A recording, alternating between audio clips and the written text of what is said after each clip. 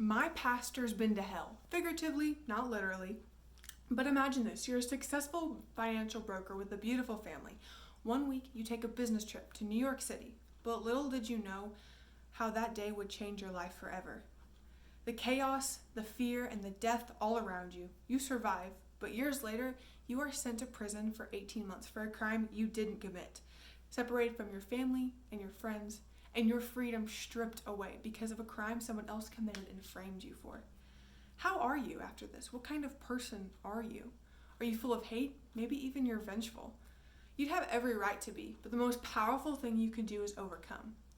These are real things that happened to my pastor, Bill Him, and despite all of the bad situations he endured, he managed to stay a great person. And this is why I believe he is somebody you should know.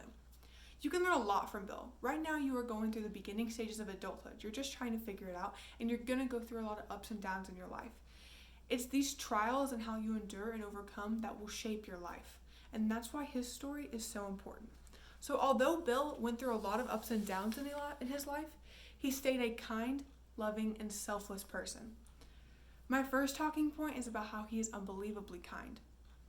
Bill grew up in an amazing household that taught him the important values like the ability to be kind and understanding of people's situations. His mother may be the ultimate teacher of that. His mother and Drury alumni, Cindy Hem, has been both a principal and superintendent for many schools in rural to low-income areas in Oklahoma. In an interview by Drury University for an alumni profile, she talks about how she rebuilt foundations of these districts by implementing school programs like community gardens, after-school programs, and so much more. These steps made schools safer for children and adults. Thus, her kindness and deep understanding of their needs, those schools have become some of the best in Oklahoma. She not only cares about children, but uses her kindness to benefit everyone around her. Bill was surrounded by a family that cared about the community and making sure everybody felt safe and valued. And that ultimately showed him what true kindness is. Fast forward a couple years later, and Bill used his kindness by leaning on his faith. He's always had a calling to God, and his faith has helped him get through some of the hardest times in his life, especially when he was serving his sentence in prison. While serving his sentence, Bill leaned on his faith, saying that he had reread some seminary books and was able to process theologically what was going on. Many of his prison mates would come to him for pastoral care and just for overall guidance with issues going on in their life. That helped him as well because it gave him a feeling of normalcy. Caring for people was in his job description as a minister, but it was also something he was always called to do and he loved doing. He said that his faith allowed him not to blame God or to think that it was happening for a reason, but it allowed him and the people around him to process what was going on. Along with his faith in God, he had faith in his church family. The kindness and love that our church showed him and helped him with definitely helped during those months in prison. My church, Forest Park Christian Church, hired Bill right before the trial. We knew his situation, but we believed him. We had faith in him, and we saw his kind heart and his love for God, and we knew we needed him. Once he began his sentence, all of the church members stayed in contact with him, emailing him daily about the church and how they were doing. We wanted him to feel that same love and kindness that he showed us. We didn't want him to feel alone because he didn't deserve to feel alone.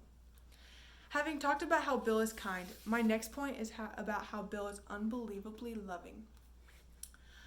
Bill has always been loving, and I think that this is best seen when he interacts with those less fortunate in the Tulsa community. About 6 months ago, a homeless lady named Mary would come and rest and sleep on the steps of our church. When she first started coming to church, Bill would ask if she was okay, if she needed anything, and if she wanted connections to local shelters in town. As she continued to come every day, he would check outside and pray with her. This relationship developed where he would pray with her, they would share scripture, and he would even read his sermon to her and get her opinion. Because it was never about her being homeless. He treated her like a person. He wanted her to feel loved and accepted, and she didn't deserve a label on her because she's just a person and deserves to feel love. And if that's not love, I don't know what is. Now that we have looked at how Bill is loving, finally let's look at how he's selfless. Bill's selflessness didn't just form. It grew through experiences and personal growth. Probably one of the most influential memories he has from 9/11 is the first responders.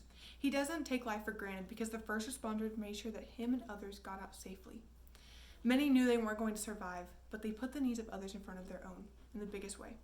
In an interview with Tulsa Public Radio, when talking about the first responders, he reflects on their sacrifice, saying, "I got to see what it was like when you truly put yourself in harm's way for others." He didn't know the security people, even though the building was coming down, but they weren't going anywhere, and they were going to make sure everybody got out. Bill also has been selfless when it comes to my favorite thing on this planet, church camp. Growing up, Bill loved church camp. He went every summer, and to this day, he still reminisces on the lifelong friends he made, the games he played, and the overall fun he had.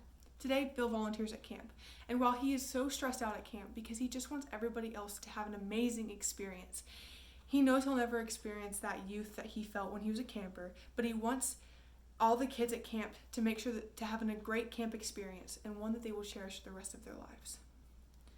So even though Bill Hem went through a lot of awful things in his life, he managed to stay kind, loving, and selfless. Awful things might happen to you in your life that you never thought. He never thought he'd be in 9/11 or be sent to prison. But we can take a page out of his book. You don't have to let the awful things in your life control it. You can still be an amazing person that has a lot of great stories to tell. Bill Hem is somebody you should know, and I hope you get to meet him one day.